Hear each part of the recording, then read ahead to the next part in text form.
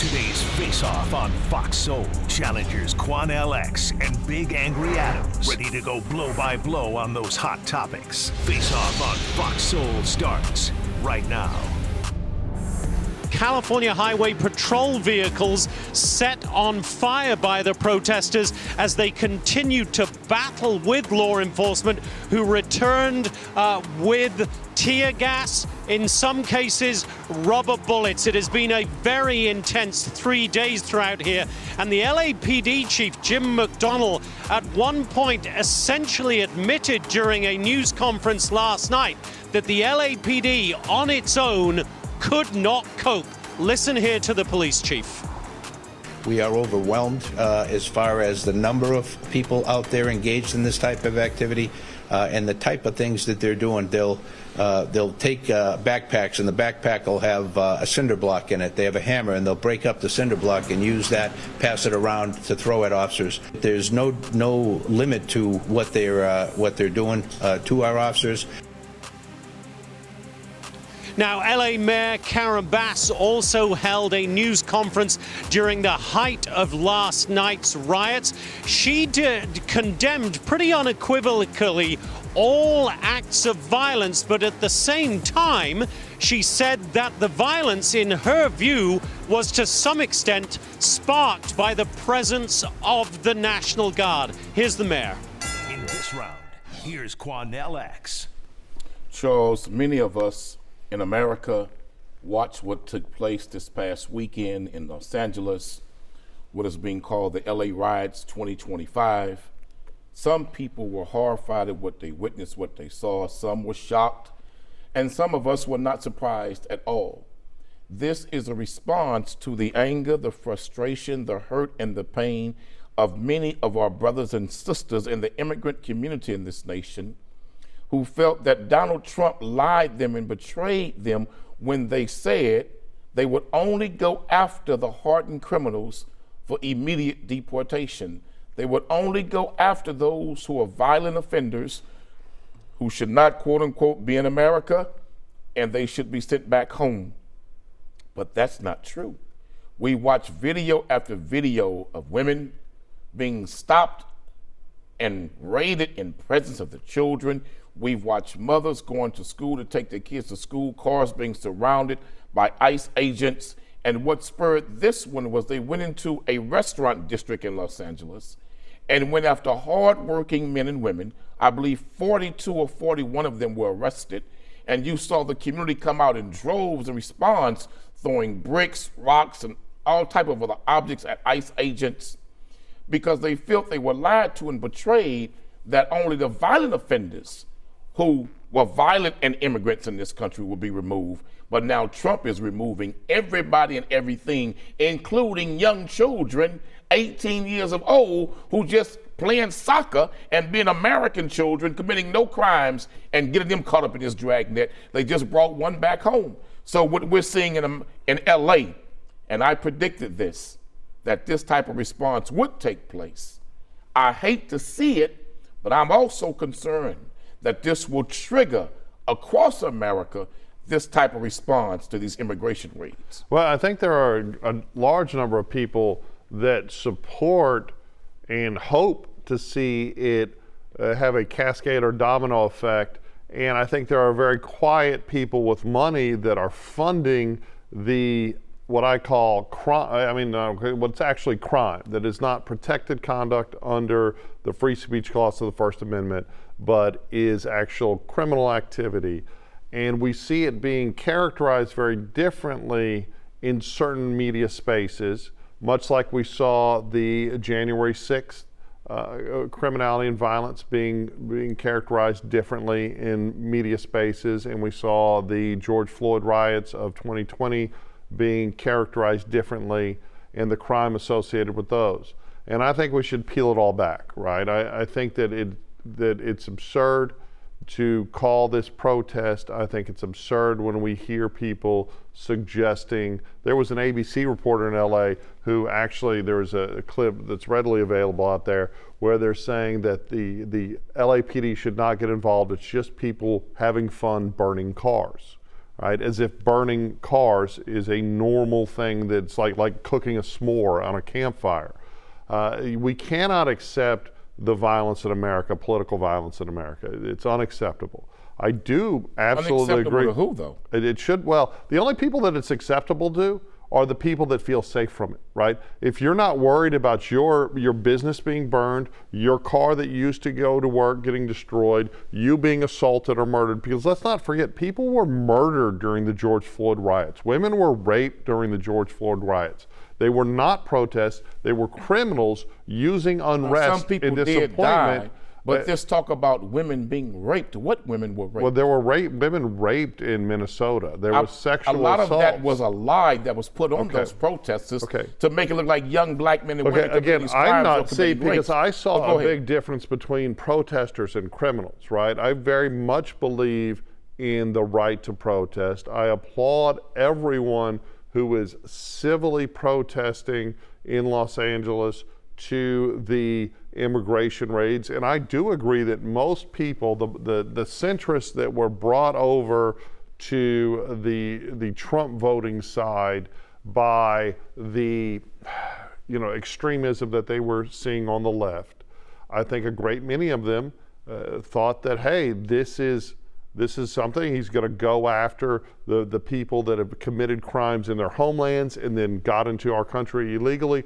and the people that have come to America and committed crimes. What we're seeing is that's not what they promised the American people. Right, but we're seeing a much broader effort that many on the right celebrate, right? Many on the right take the position that if you are in this country and you've overstayed a visa or you entered unlawfully, that you are absolutely a criminal, and that is enough criminality and you got to go.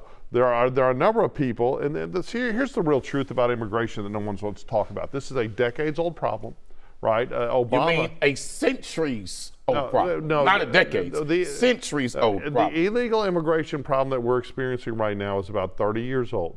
But it started hundreds of years ago. I know, you always want to talk about, 1650 No, or something. I just want white folk to understand that white folk want to talk about immigration today. I'm glad we got into white Whitey, folk have had an immigration problem in America for hundreds of years. We got into Whitey, and you interrupting me is already started. No, I apologize for interrupting you, but America's had an immigration problem for hundreds of years. I'm talking about today. I know you never want to do that, but let's talk about the problem. And I'm including the last 3 decades. I'm talking about this instant problem, right? So as abortion became more popular and birth control became more accessible in America, and you saw American citizens, right, when you saw the declining birth rates, the really rich people, not people that make a little bit of money, the really rich, quiet oligarchs that run everything in the West, not just in America, in Western Europe as well, said, hey, we have to have more cheap labor and we have to have more consumers. So let's open up the floodgates. Because white folk are not having babies. Is that what you're saying? I'm talking about American citizens. I didn't say black people have never had a problem having babies in America. Latino, Hispanic women have never had a problem having babies in America. And America's birth control plan started on reservations and plantations where they were sterilizing Indian women and also sterilizing black women on plantations. That's why the founder of Planned Parenthood, her whole idea was to sterilize black women.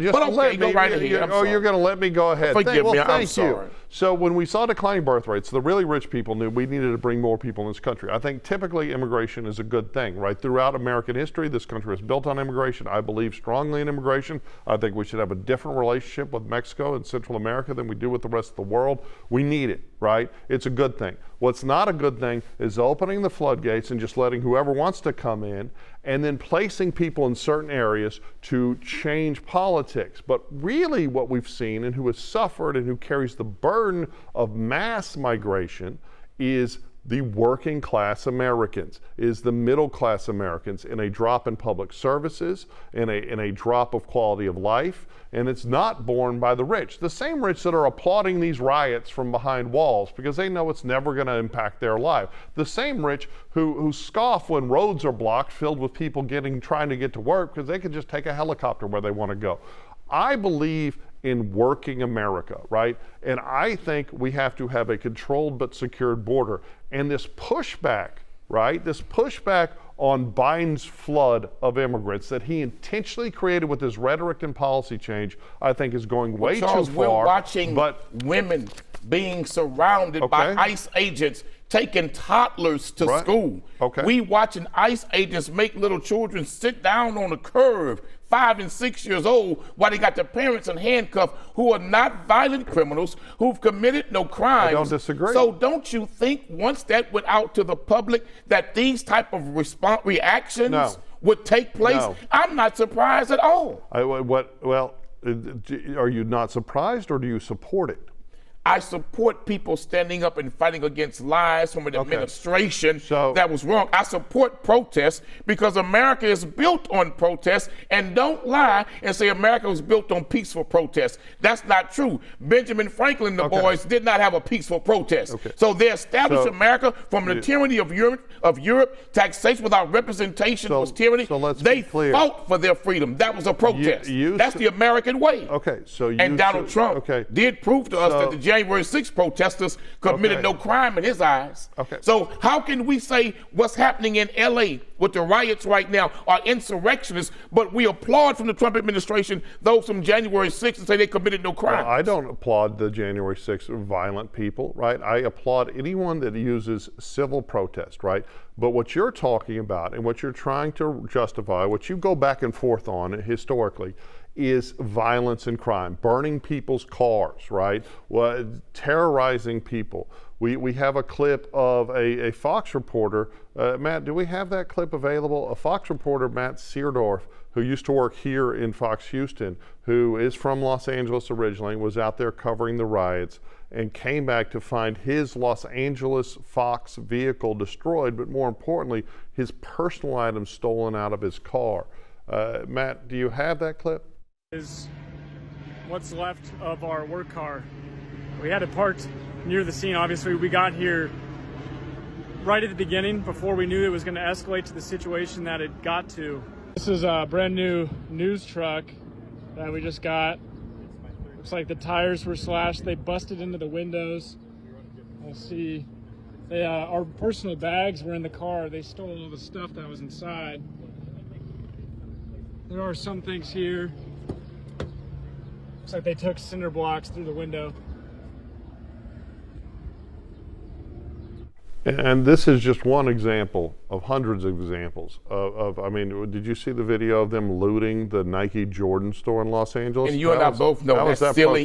Because that's silly. That is silly. It destroys neighborhoods. You're committing a crime, and your silly behavior takes away from the real cause of the protesting. So what they don't understand, brothers and sisters from the Latino community, don't commit crimes because they want to take your petty criminal activity and they make that the focus to pull away from the real focus of what they're doing to the black and brown community, in particular the Hispanic community, with immigration rights.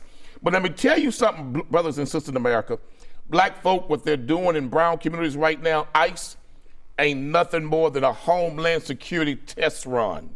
That same Homeland Security is going to be used against the black community in America under the auspice and guise and disguise of fighting the war on crime. Trump has already said he could see taking American criminals convicted of a crime and deporting them to a third world country like Ecuador and El Salvador because it would be cheaper.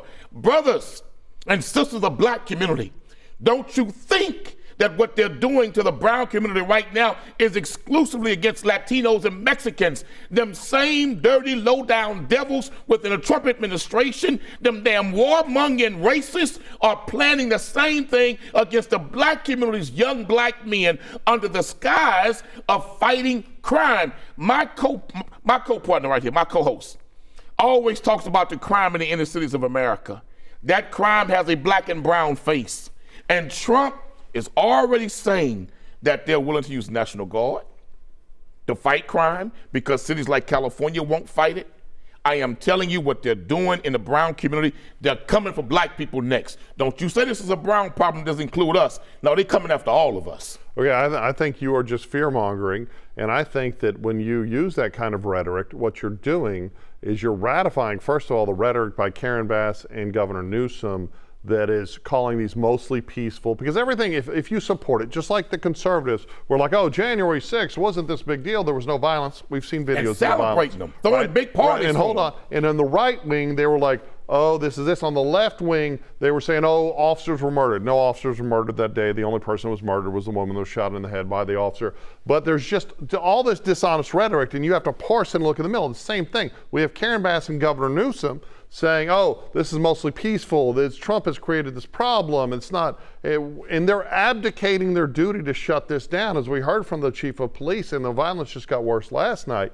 What we need is our government not accepting or allowing people to be violent and destroy things. On the flip side, we need better advocacy. But Trump can fix this real easy. How? Just by saying this.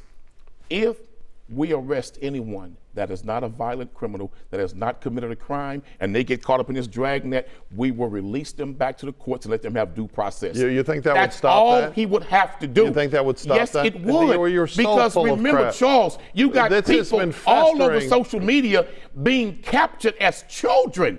You did not promise or threaten that to the American people. Even some of Trump's base is saying arresting mothers taking the children to school is not what we supported and what we agreed to. So if the mother had been convicted of a felony, that's the difference in the circumstances. Would you support But Charles, if she's not a violent because there are criminal, a lot of people on the left that would not. But let me say this. Okay. If it's like welfare fraud, something like that, she was convicted 4, 5, 6, 7 years ago. Yes, and she's got children in school. I'm not deporting that lady like that. Okay. She's not a violent criminal, Charles. Why are we going after non-violent criminals and going after those who have no criminal history and deporting them, separating and breaking up families? Charles, absolutely. That 18-year-old soccer player who was just going to practice with his friends. It's disgusting. Charles, that's wrong, man. I don't disagree. And here, back to the oligarchs that created this situation, is they want people here, and then they want to use them as a political cudgel, both the left and the right. But the reality is that we have to have a pathway to citizenship for people that have been here forever, or people that have been here and obeyed the rules while they're here. But we also have to have a pathway to removing them. And these riots are just destroying people's lives. It's going to destroy the lives of those that are arrested and prosecuted, because the Trump administration will not be the Biden administration or the Obama administration. They will prosecute these people for federal crimes. Oh, they gonna do that. Right, and I do believe that the LA DA's office will stand down, but they've been standing down to violent crime for over a decade now. So, but really, like you mentioned, when you're trying to fearmonger that now Trump's going to come in black and brown communities for crime. The truth is, when you look at murders in New York City, for instance, more than 90% of them are committed by people of color, and their victims are people of color. Right, so it's very easy to fearmonger with people of color. Oh, they're coming for crime, but there are so many people of color in our country, in our biggest cities, who are overwhelmed by fear of crime and what crime is doing to their lives. And we need to find a way to fight crime. So if what you're saying is true. Yeah, well, no, it is true. If what you're saying is true. Saying stuff that's not true is your job. I'm going to ask black people a question. During the crack cocaine explosion of the late 80s and 90s in America, tens of thousands of black men were being murdered in the streets of America. Mainstream suburban white people didn't give a damn about that. So when you talk like you talking, that crime is out of control and the greatest victims of that crime is out of control are black people, I ask black people in America the question, when did white people become so concerned about black folk killing black folk? They're using that calling cry, that whistle call, as to justify what they are planning to do. And what Trump is going to do is declare the protesters insurrectionists. And when he does that, that gives them amazing power. They'll declare martial law. And when they declare martial law, then Trump will suspend the Constitution. When he suspends the Constitution, it will guarantee him a third term. All of this is a plan, brothers and sisters. And Trump knows he wants a third term. And the way to do it is to send American National Guard into the inner cities, start riots and conflicts and fights, declare martial law, suspend the Constitution, and we got Trump all over again, a modern-day dictator. Starting riots, conflict, and fights seems to be more the province of the far progressive left. At least that's what we've seen for the last couple of decades. But either way, I'm not defending the GOP in any way, because I do think that every time they get power, they overstep to facilitate the wants of the very wealthy while pandering to their populist base. But at the end of the day, it's just fear-mongering. Like, Trump's not getting a third term. The Constitution's not suspended. What we need in this country, and he's going for a third term. And he's already talked about his willingness to suspend the Constitution. And you talk about Whitey and when white people, I don't speak for other white people, I speak for myself. And I will say that when I was a police officer, it was in an almost all people of color community, right? I have in the city, lots of crime. My focus on my scholarship and everything has always been about more safety for all Americans, right? You want to racialize this, I guess that's your job. But my concern is an America that's safer, right? Period.